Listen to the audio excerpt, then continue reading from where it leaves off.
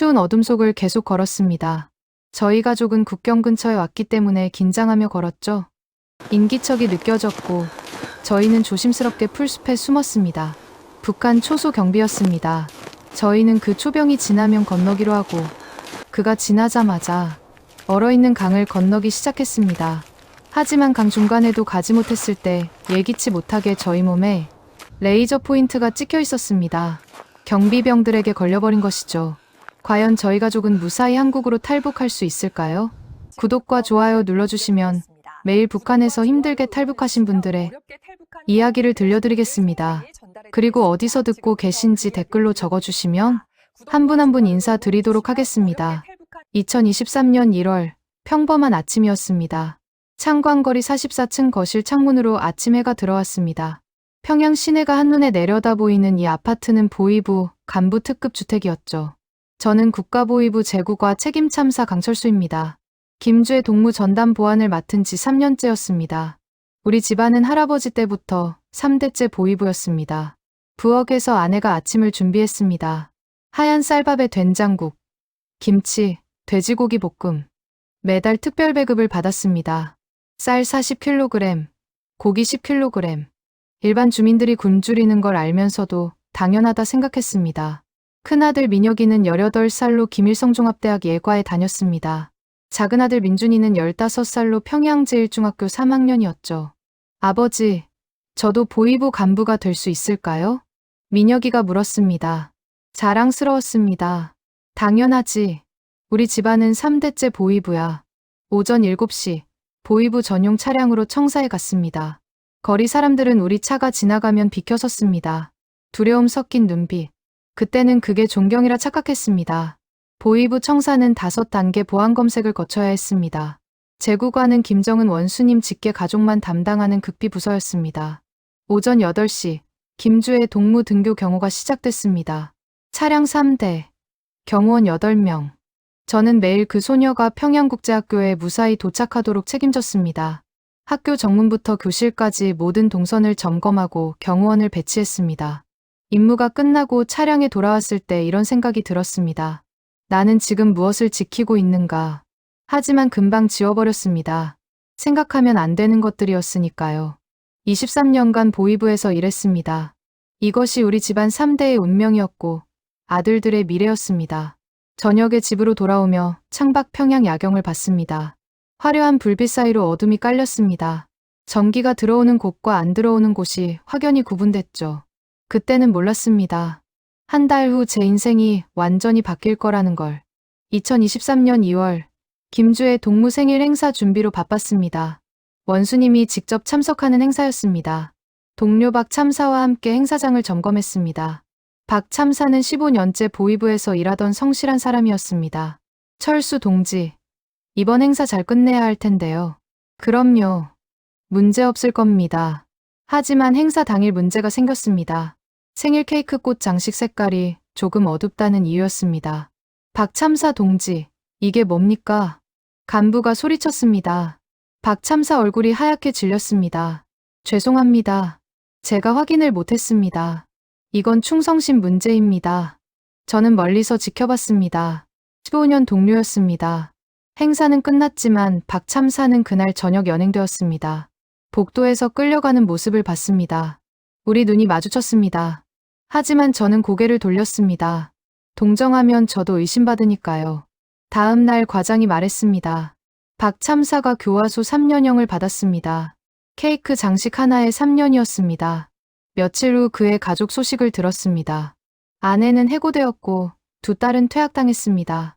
평양 집도 빼앗기고 지방으로 추방되었습니다. 한 사람의 실수가 가족 전체를 무너뜨렸습니다. 그날 저녁 민혁이가 물었습니다. 아버지, 저도 보위부 들어갈 수 있을까요? 일주일 전이라면 당연하다 했을 겁니다. 하지만 달랐습니다. 민혁아, 조심해야 한다. 항상. 무슨 말씀이세요? 한 번 실수도 하면 안 된다는 거다. 민혁이는 더 묻지 않았습니다. 그날 밤 잠을 이룰 수 없었습니다. 창밖을 보며 생각했습니다. 23년 충성했지만 한 번 실수하면 끝이구나. 우리는 도구였어. 제 마음속에 균열이 생겼습니다. 몰랐습니다. 그 균열이 곧 무너질 거라는 걸. 양강도 최동지에게 전화했습니다. 국경 넘을 사람 아나? 미쳤나? 보위부가? 3일 안에 가야 해. 연락처 주겠네. 내 이름 대지 마. 밤에 아내 불렀습니다. 떠나야 해요. 국경 넘어야 해요. 모든 걸 설명했습니다. 아내가 울었습니다. 당신이 뭘 잘못했다고. 살려면 지금 가야 해요. 아내가 고개 끄덕였습니다. 따라가겠어요. 창밖 보며 생각했습니다. 23년 충성했는데 말 한마디에 쫓긴다. 3일 남았습니다. 다음 날 아침 브로커와 연락이 닿았습니다. 해산시장 근처 식당에서 만나기로 했습니다. 하지만 그 전에 아이들에게 말해야 했습니다. 민혁아, 민준아, 내 아버지가 중국 출장 가야 한다. 너희들도 같이 가야 해. 민혁이가 고개를 갸우뚱했습니다. 중국요? 저희도요? 그래. 일주일 정도. 짐은 많이 싸지 마라. 와, 중국. 민준이는 신났습니다. 아이들은 몰랐습니다. 다시는 돌아오지 못한다는 걸. 출발 전날 밤 혼자 거실에 앉았습니다. 창광거리 44층. 20년 살았던 집. 아이들이 태어나고 자란 곳. 벽에 가족 사진들을 봤습니다. 민혁 돌잔치, 민준 입학식. 행복했던 순간들. 서재로 갔습니다. 보위부 신분증이 서랍에 있었습니다. 국가보위부 제국과 책임참사 강철수. 23년 경력. 서랍을 닫았습니다. 아이들 방에 들어갔습니다. 민혁이와 민준이가 자고 있었습니다. 18, 15. 대학 가고 축구하고 싶어 하던 아이들.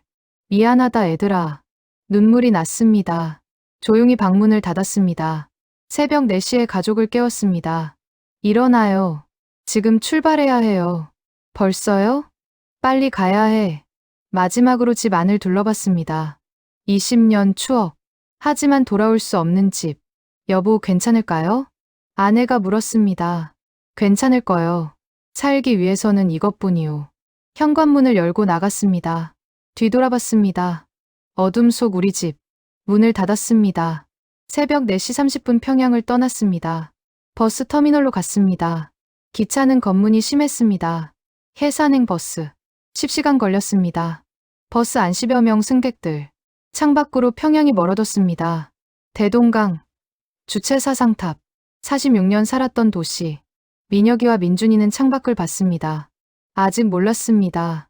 마지막이라는 걸. 검문소 2번 통과했습니다. 보위부 신분증 덕분에 넘어갔습니다. 하지만 등에 식은땀이 흘렀습니다. 오후 3시 해산 도착했습니다. 평양과 완전히 달랐습니다. 낡은 건물, 한산한 거리, 어두운 표정들. 국경 도시였습니다. 시장 근처 식당으로 갔습니다. 구석에 40대 남자가 앉아 있었습니다. 강동지십니까? 그렇습니다. 보위부 출신 탈북은 처음입니다. 돈은 준비했습니까? 7,000달러 있습니다. 내시면 8,000인데 7,000밖에 없습니다. 브로커가 생각하더니 끄덕였습니다. 보위부 출신이니 7,000으로 하겠습니다. 대신 중국 넘어가면 정보 주십시오. 알겠습니다. 저녁 8시간 근처 폐가로 갔습니다. 불도 난방도 없었습니다. 새벽 3시에 움직입니다. 경비병 교대 시간입니다. 브로커가 나가고 우리만 남았습니다. 추웠습니다. 아내가 떨고 있는 민준이를 안았습니다. 아빠 정말 중국 가요? 그래. 조금만 참아라. 확신이 없었습니다. 과연 무사히 건널 수 있을까? 새벽 2시 30분 브로커가 왔습니다. 준비하십시오. 검은 옷으로 갈아입었습니다. 가방도 버리고 돈과 신분증만 챙겼습니다. 지금부터 절대 소리 내지 마십시오. 제 뒤를 따라오십시오. 폐가를 나와 어둠 속으로 들어갔습니다. 우리 가족 운명을 건 여정이 시작됐습니다. 어둠 속을 걸었습니다. 달빛도 없었습니다. 10분쯤 걸으니 물소리가 들렸습니다. 두만강이었습니다. 브로커가 손을 들어 멈추라 했습니다. 풀숲에 엎드렸습니다. 저기 경비병 보입니까? 멀리 손전등 불빛이 보였습니다. 저 사람 지나가면 우리가 움직입니다. 8분입니다. 8분요? 그 후엔 다음 경비병이 옵니다. 경비병이 지나갔습니다. 지금입니다. 뛰십시오. 강으로 달렸습니다. 3월 두만강. 얼음이 남아 있었지만 완전히 얼지 않았습니다. 조심하십시오. 천천히 빠르게 강 위에 발을 디뎠습니다. 얼음이 갈라졌습니다. 민준이 손을 꽉 잡았습니다. 민혁이는 어머니 손을 잡았습니다. 넷이 한 줄로 섰습니다. 강 중간쯤 왔을 때였습니다. 민준 가슴에 빨간 점이 나타났습니다. 레이저. 민준아 움직이지 마. 레이저가 민준에서 민혁으로 아내로 저에게로 이동했습니다. 북한 쪽 확성기가 울렸습니다. 한 발짝만 더 가면 쏜다. 얼어붙었습니다. 브로커가 작게 말했습니다. 쏘지 않습니다. 중국 문제 생깁니다. 천천히 계속 가세요. 레이저가 계속 따라다녔습니다. 민혁 이마에 빨간 점. 열초 센다. 하나 둘 셋. 손 맞잡고 죽음 각오했습니다. 넷 다섯 여섯. 그때 북한 무전기에서 다급한 목소리가 들렸습니다. 잠깐. 발포 중지. 레이저가 흔들렸습니다. 저 사람 강철수 참사다. 체포 명령 떨어졌다. 생포해야 한다. 김주의 동무 보안 정보 캐내야 해. 쏘면 안 된다. 경비병들이 혼란스러워했습니다. 그럼 어떻게 합니까? 위협 사격만. 쫓아가서 생포. 레이저가 사라졌습니다. 경고 사격이 울렸습니다. 탕. 브로커가 소리쳤습니다. 생포하려는 겁니다. 빨리. 뛰었습니다. 경비병 5명이 얼음 위로 뛰어왔습니다. 하지만 우리가 먼저 중국 땅에 닿았습니다. 경비병들이 국경선 앞에서 멈췄습니다. 넘지 못했습니다. 분하게 지켜만 봤습니다. 뒤돌아봤습니다. 생포. 내가 가진 정보 때문에 두만강 너머로 북한이 보였습니다. 46년 살았던 곳. 더 이상 우리 땅이 아니었습니다. 브로커가 우리를 폐가로 데려갔습니다. 여기서 쉬십시오. 우리만 남았습니다. 민주는 떨었고 민혁은 충격받았습니다. 아내는 울었습니다. 창밖으로 동이 텄습니다. 2023년 3월 25일. 우리가 북한을 떠난 날이었습니다. 23년 충성했지만 말 한마디에 도망쳤다. 분노와 허탈함이 밀려왔습니다. 하지만 안도감도 있었습니다. 살았다. 가족이 살았다. 민혁과 민준을 봤습니다. 아직 미래가 있었습니다. 모든 걸 잃었지만 생명은 지켰습니다. 그게 전부였습니다. 3월 26일 지린성 롱징시 폐가였습니다. 지하실서 지내십시오. 밖에 나가면 안 됩니다. 햇빛 없는 좁은 공간. 넷이 겨우 누웠습니다. 한 달 후 브로커가 왔습니다. 수배령 떨어졌습니다. 특별 수배입니다. 중국 공안도 찾습니다. 그날부터 지옥이었습니다. 5개월간 지하실에 살았습니다. 낮밤 구분 없었습니다. 하루 두 끼 라면이나 찐빵. 아빠 답답해요. 민준이가 매일 울었습니다. 민혁이는 말 없어졌습니다. 아내는 머리카락 빠졌습니다. 3개월째 공안이 마을 왔습니다. 위층 발소리, 수색 소리, 10분간 숨죽였습니다. 발소리 멀어졌습니다. 넉 달째 민혁이가 폭발했습니다. 아빠 때문에 인생 망쳤어요. 대학 가고 싶었어요. 할 말 없었습니다. 5달째 돈 떨어졌습니다. 밤마다 식당 나가 설거지했습니다. 11시부터 새벽 4시. 한 달 1,000위안. 8월 브로커가 왔습니다. 더 있으면 잡힙니다. 한국 가야 합니다. 비용은요? 16,000입니다. 8,000밖에 없습니다. 외상 치겠습니다. 5개월이 끝났습니다. 8월 중국 떠났습니다. 트럭 짐칸에 이틀 숨었습니다. 4시 웅크렸습니다. 9월 라오스 밀림 걸었습니다. 4일간 밤마다. 민준이 뱀 밟을 뻔했습니다. 민혁이 고열났습니다. 엄마 나 죽어요? 아니다 참아라. 10월 중순 방콕 도착했습니다. 한인교회 목사님이 밥 줬습니다. 된장국. 5개월 만한식. 눈물 났습니다. 대사관 연락하겠습니다. 10월 20일 대사관 갔습니다. 국정원 조사 들어갑니다. 2주간 조사받았습니다. 위기 생겼습니다. 중국이 태국에 정보 줬습니다. 강철수 방콕에 있습니다. 태국 경찰 왔습니다. 인도해야 합니다. 안 됩니다. 영사님이 막았습니다. 2주 내로 한국 안 보내면 어쩔 수 없습니다. 긴박한 2주였습니다. 아내 매일 기도했습니다. 하나님 제발 한국으로. 11월 10일 허가 났습니다. 오후 4시 비행기요. 주저앉았습니다. 감사합니다. 11월 20일 비행기 탔습니다. 민준이 창밖 왔습니다. 아빠 구름이에요. 아내 손 잡았습니다. 우리 한국 가요? 곧 도착합니다. 끝이다. 자유다. 희망의 눈물 흘렸습니다. 11월 20일 인천공항 도착했습니다. 비행기서 내려 걸었습니다. 다리에 힘 없었습니다. 믿기지 않았습니다. 국정원 직원들이 기다렸습니다. 조사 필요합니다. 6개월 걸립니다. 보위부 출신이라 길었습니다. 하지만 힘들지 않았습니다. 이건 박해가 아니었으니까요. 2024년 2월 조사 끝났습니다. 하나원 입소했습니다. 3개월간 교육받았습니다. 한국 사회 적응, 취업, 심리 상담. 여러분 이제 자유입니다. 무엇을 하든 자유입니다. 눈물 났습니다. 46년 인생 첫 말이었습니다. 하나원 나와 처음 편의점 갔을 때 충격받았습니다. 24시간 문 연다고요? 마트 갔을 때 더 놀랐습니다. 쌀이 산처럼. 고기도 넘쳤습니다. 여보 이게 진짜예요? 아내가 제 팔 꼬집었습니다. 5월 서울 정착했습니다. 정부 지원금으로 20평 아파트 얻었습니다.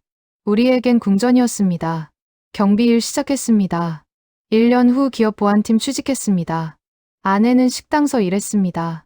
설거지부터 시작해 지금은 주방 보조입니다. 민혁이는 검정고시 합격하고 전문대 입학했습니다. 20살에 대학생 됐습니다. 컴퓨터 배웁니다. 민준이는 고등학교 2학년입니다. 처음엔 말투 때문에 피했지만 지금은 적응했습니다. 축구부 들어갔습니다. 하지만 쉽지만은 않았습니다. 말투 달랐습니다. 김치 맛 달랐습니다. 모든 게 조금씩 달랐습니다. 유튜브로 북한 뉴스 봤습니다. 김정은 나오는 영상. 이상한 기분 들었습니다. 밤에 악몽 꿉니다. 보위부 추격하는 꿈. 지하실 갇힌 꿈. 깨어나면 식은땀 흘립니다. 제일 힘든 건 가족입니다. 부모님은 제가 탈출한 후 산골 추방됐다 들었습니다. 형제들 소식 모릅니다. 살아있는지. 아내도 부모님 두고 왔습니다. 아이들도 할머니 할아버지 그리워합니다. 아빠 할아버지 언제 봐요? 통일되면 볼 수 있어. 통일 언제 돼요? 대답 못했습니다. 2년 지난 지금 자유가 뭔지 압니다. 자유는 국경 넘는 게 아닙니다. 마음대로 말하고 생각하고 선택하는 것. 그게 자유입니다. 북에서는 항상 누군가 의식했습니다. 말 하나 표정 하나 조심했습니다. 하지만 여기선 하고 싶은 말 합니다. 완벽하진 않습니다. 여전히 적응 중이고 힘듭니다. 하지만 그래도 여기가 낫습니다. 여러분께 말씀드립니다. 자유는 공짜 아닙니다. 저는 23년 충성했지만 말 한마디에 쫓겼습니다. 5개월 지하실, 3개월 도망쳤습니다. 하지만 후회 없습니다. 아들들 웃는 모습 봅니다. 자유롭게 공부하고 뛰어노는 모습. 그것만으로 충분합니다. 우리 세대의 통일 볼 수 있을까요? 민준이가 물었습니다. 그래, 꼭 보게 될 거야. 통일되면 제일 먼저 평양 가고 싶습니다. 창광거리 44층 다시 보고 싶습니다. 부모님 산소 찾고 싶습니다. 같은 민족이니까 언젠가 다시 만날 수 있겠지요. 그날을 기다립니다.